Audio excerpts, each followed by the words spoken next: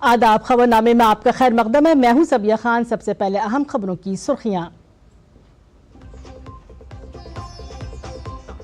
वजीर आजम नरेंद्र मोदी कुवैत के आला एजाज the order of Mubarak the great से सरफराज। वजीर आजम नरेंद्र मोदी और वजीर आजम कुवैत के दरमियान दो तरफा बातचीत। कुवैत के अमीर से भी की मुलाकात।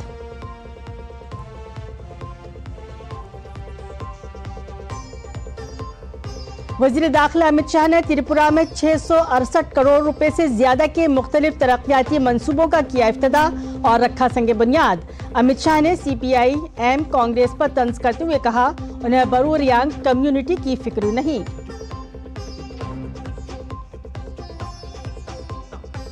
वजीर खारजा एस जयशंकर ने कहा, कोई हमारे फैसलों को नहीं कर सकता वीटो। एस जयशंकर ने कहा कि भारत अपने कौमी मफाद और आलमी बेहतरी को देगा तरजीह, किसी के दबाव में नहीं आएगा भारत। दिल्ली में गैर कानूनी तौर पर रहने वाले बांग्लादेशी दरअंदाजों की शनाख्त के लिए पुलिस की कार्रवाई तेज। 175 मुश्तबा अफराद की हुई शनाख्त।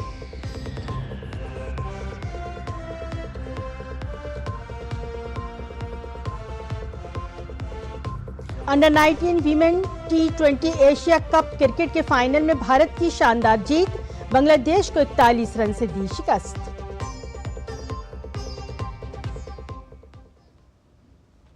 खबरें तफसील से। वजीर आजम नरेंद्र मोदी को कुवैत के आला एजाज से नवाजा गया है।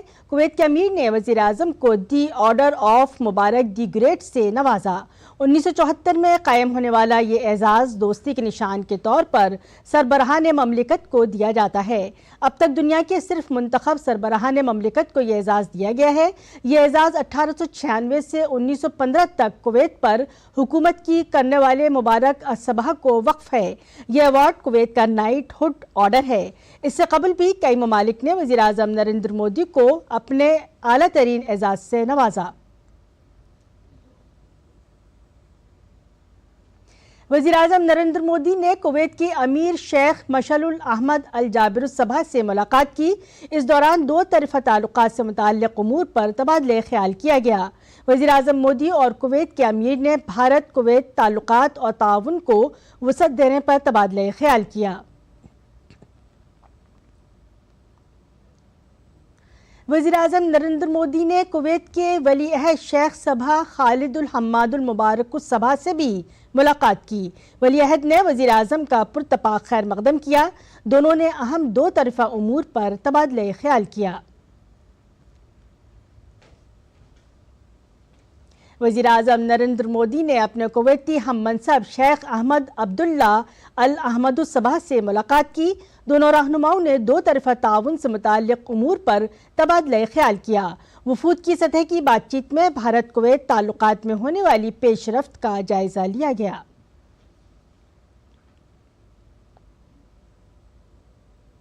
वज़ीर आज़म नरेंद्र मोदी कुवैत के दौरे का आज दूसरा दिन है। वज़ीर आज़म का बयान महल में बाज़ाब्ता इस्तकबाल किया गया। महल पहुंचने पर कुवैत के वज़ीर आज़म शेख अहमद अब्दुल्ला अल अहमद सबा ने वज़ीर आज़म का पुरतपाक खैर मकदम किया। वहाँ वज़ीर आज़म को गार्ड ऑफ ऑनर भी दिया गया। वज़ीर आज़म ने अपने कुवैती हम मनसब से बातचीत में दिलचस्पी के बाहिमी उमूर पर तबादला ख्याल किया। वज़ीर आज़म नरेंद्र मोदी पीर को भर्ती मुहिम रोजगार मेले में 71,000 से ज्यादा नौजवानों को तकर्रुरी के खतूत देंगे। वज़ीर आज़म मोदी वीडियो कॉन्फ्रेंस के जरिए सुबह 10:30 बजे मुल्क भर में 45 मकामात पर एक साथ मुनक़िद होने वाले प्रोग्रामों में शामिल होंगे। इस मौके पर वज़ीर आज़म नरेंद्र मोदी वीडियो कॉन्फ्रेंस के जरिए नौजवानों से खिताब भी करेंगे।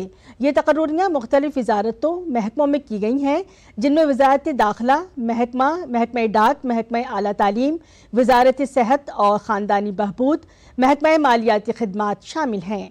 रोजगार की फ्राहमी को अवलीन तरजीह देने के वज़ीर आज़म के अज़्म को पूरा करने की तरफ ये एक अहम कदम है। यह नौजवानों को कौम की तामीर और ख़ुद को बाइख्तियार बनाने में उनकी शिरकत के लिए बामायने मौक़े फराहम करेगा। वज़ीर-ए-आज़म नरेंद्र मोदी नई दिल्ली में CBCI सेंटर के अहाते में Catholic bishops conference of India में मुनक़िद होने वाली क्रिसमस की तकरीबात में शिरकत करेंगे।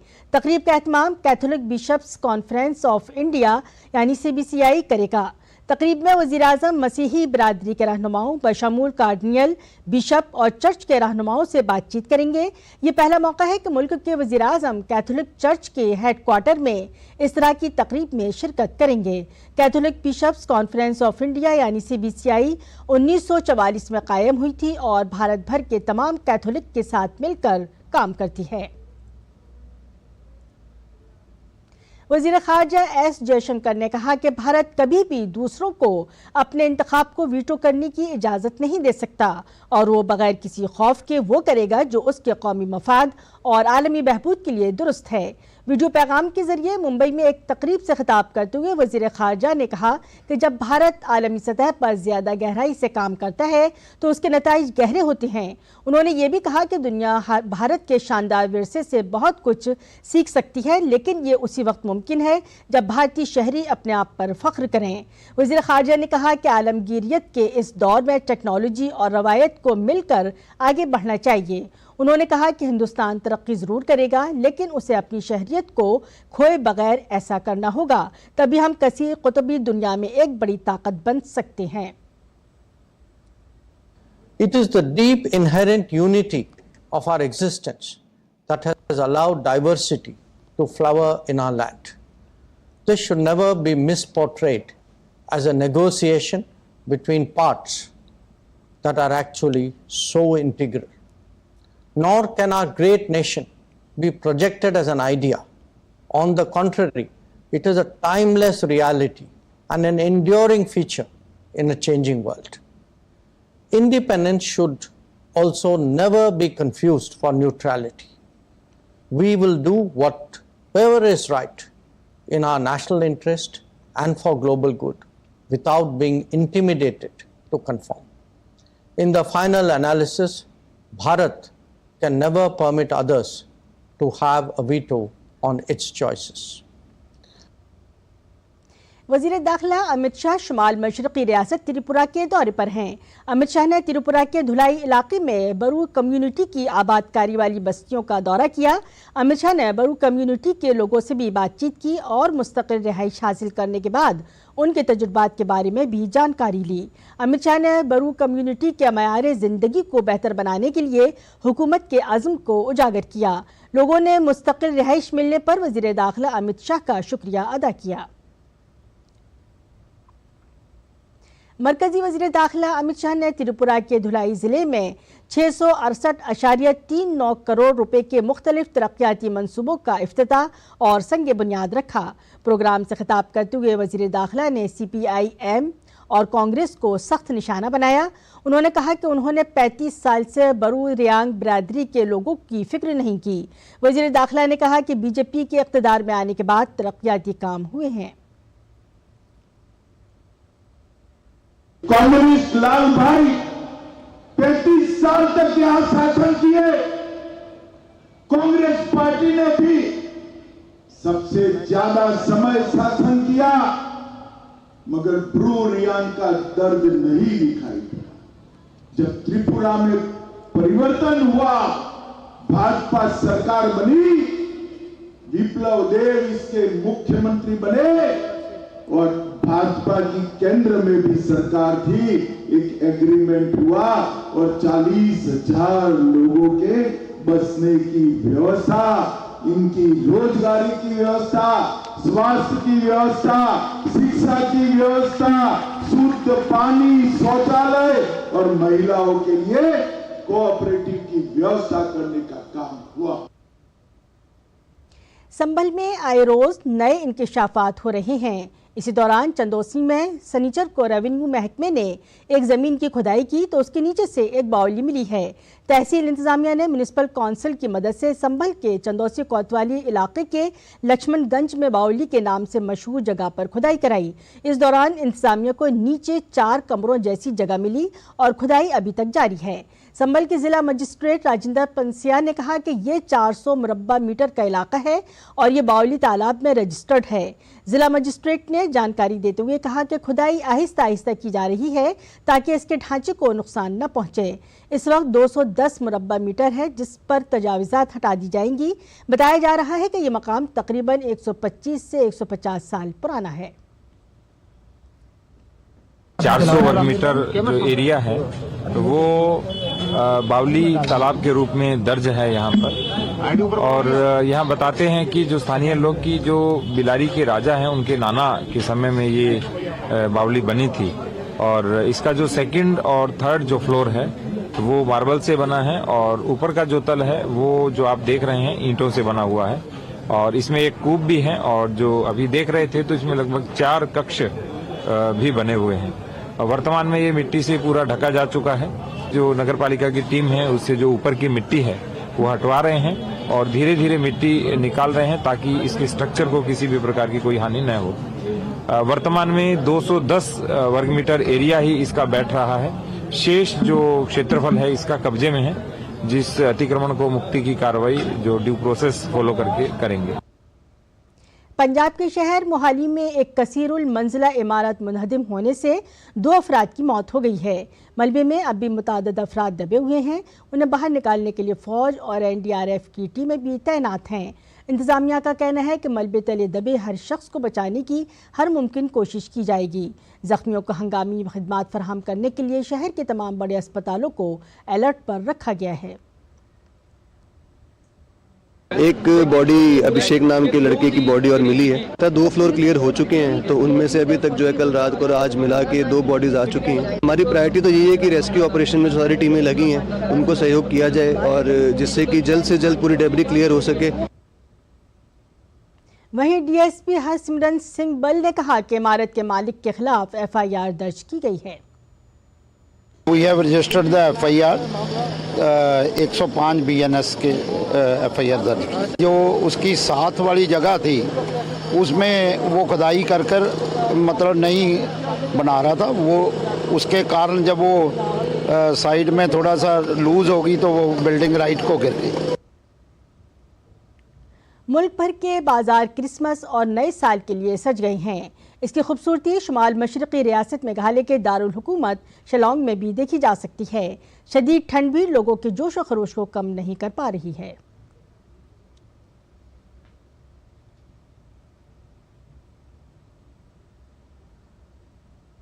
नोएडा सेक्टर 65 में वाक़े एक इमारत में आग लग गई। आग की इत्तला मिलते ही फायर ब्रिगेड की 15 गाड़ियां और 75 फाइटर्स मौके पर पहुंच गए।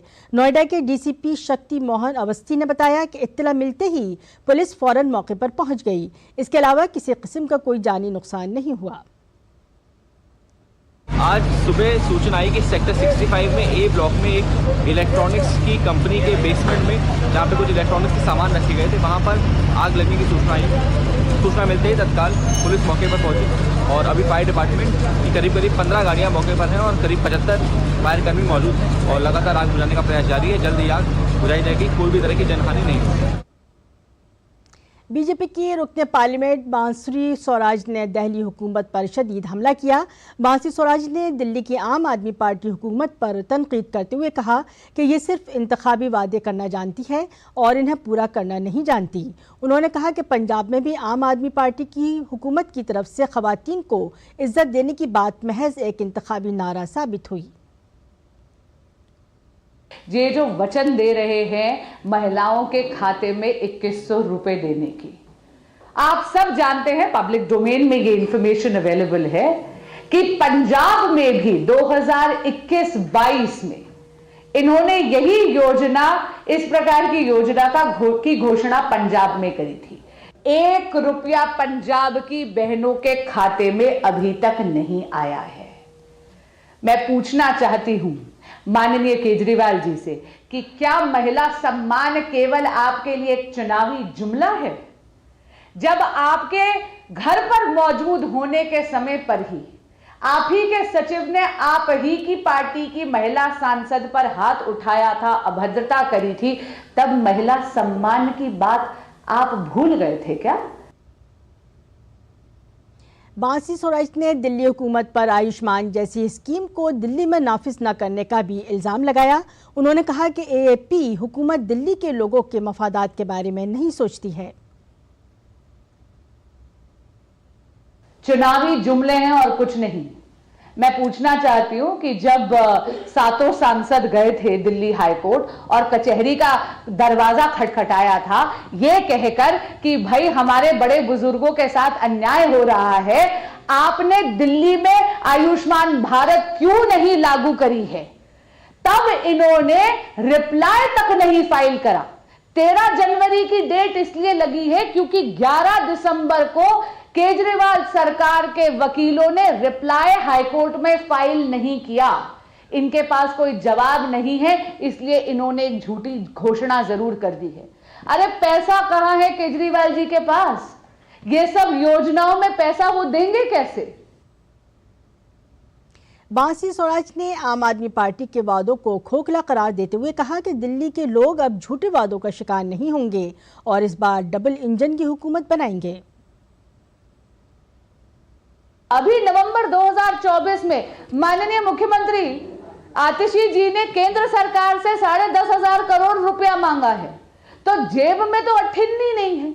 लेकिन हां, चुनाव को देखकर खोखले वादे आप करते रहे, चुनावी चालें आप चलते रहे। दिल्ली की जनता जानती है कि आप 1 दशक से यहां पर केवल सत्ता का सुख भोग रहे हैं, जिम्मेदारी ओट नहीं रहे, दायित्व नहीं ओट रहे हैं।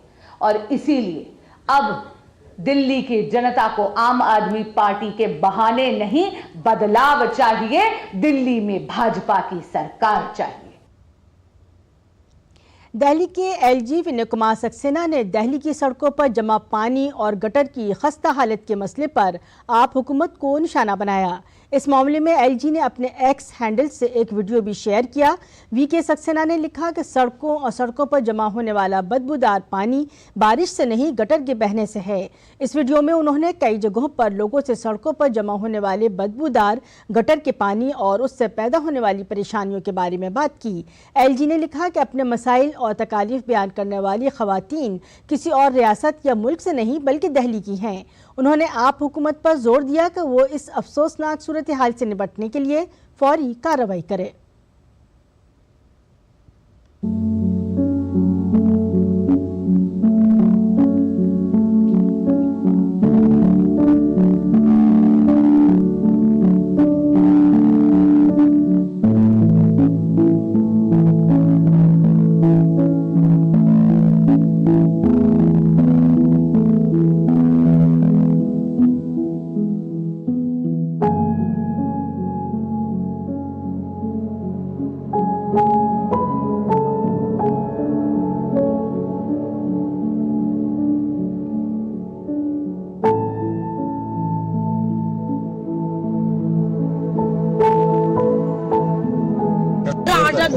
पंद्रह हजार बिल भर रहे हैं लोग।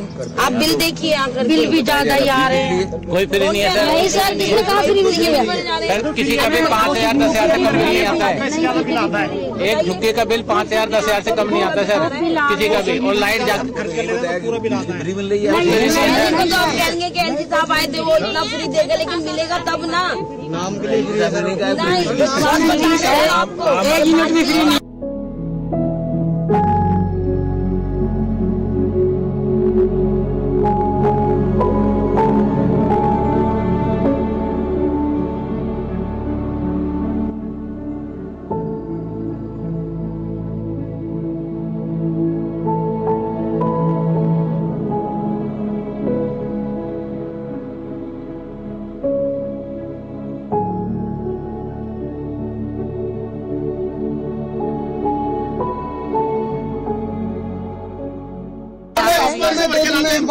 रोड के उस पार भर के लाते हैं। रोड के उस पार से लेके आते हैं। जो वहाँ पे पीने के पानी की समस्या है।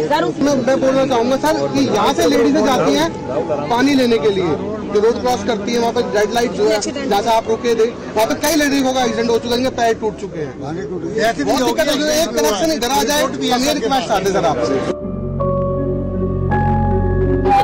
मारती थी। अगर हम बोल तो सारे चाकू और लेके आ जाते हैं कि कौन सा इतनी गंदी गंदी गालियां देते हैं कि हम घर से निकल नहीं पाते हैं। हमारी बेटी स्कूल नहीं जा पाती है, इतनी धमकियां देते हैं हमें बाहर खड़े होकर, जैसे हम बोलते। दिल्ली पुलिस ने दारुल हुकूमत दिल्ली में गैर कानूनी तौर पर रहने वाले बांग्लादेशी दरअंदाजों की शनाख्त के लिए कार्रवाई तेज कर दी है, जिसमें बैरूनी अजला में रहने वाले 175 अफराद मशकूक पाए गए हैं। इससे अच्छी तरह पूछगछ की गई और दस्तावेजात की भी जांच की गई।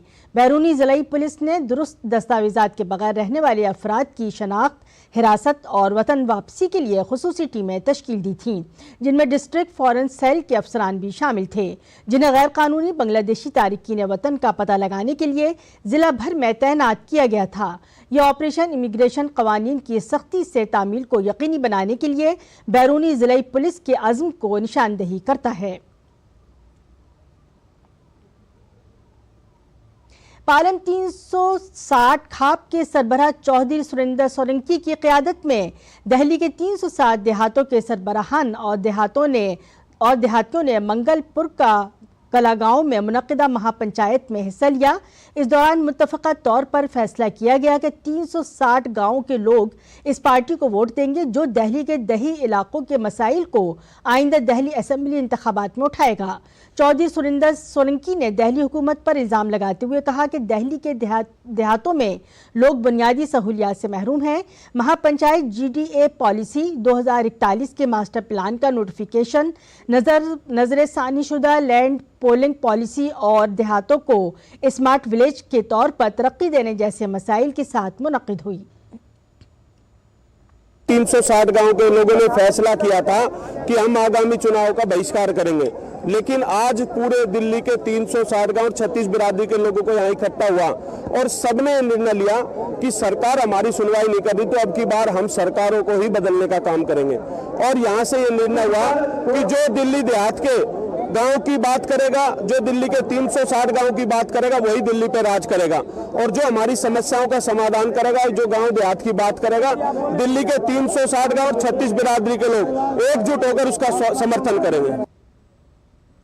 बीजेपी के कौमी जनरल सेक्रेटरी तरुण चुग ने कांग्रेस को मुल्क मुखालिफ पार्टी करार देते हुए कहा है कि कांग्रेस गुज़श्ता 7 दहाइयों से आइन मुखालिफ रही है। उन्होंने ये बात कर्नाटक हुकूमत के वजीर प्रियांक खड़गे के बयान पर रद्द अमल जाहिर करते हुए कही।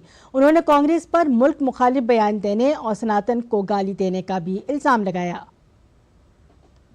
कांग्रेस पार्टी का पिछले 7 दशकों का इतिहास रहा है। जो व्यक्ति देश विरोधी, भारत के इंस्टीट्यूशंस विरोधी, संविधान विरोधी बातें करे, उसे महामंडित किया जाता है। और कांग्रेस में आजकल होड़ लगी है, फैशन बन गया है मोदी जी को, अमित शाह जी को, भारतीय जनता पार्टी को, राष्ट्रवाद को, सनातन को गालियां देना। 100 से ज्यादा गालियां अपशब्द प्रधानमंत्री मोदी जी के बारे में कह चुके हैं। आप जितना बोल रहे हैं, जहर उगल रहे हैं, जनता का प्यार और बढ़ रहा है। कश्मीर में सर्दियों के सर्द तरीन मौसम कहे जाने वाले 40 रोज के चिलई कलां का कल से आगाज हो गया। चिलई कलां के आगाज के साथ ही कश्मीर की डल झील में बर्फ की सतह देखी गई।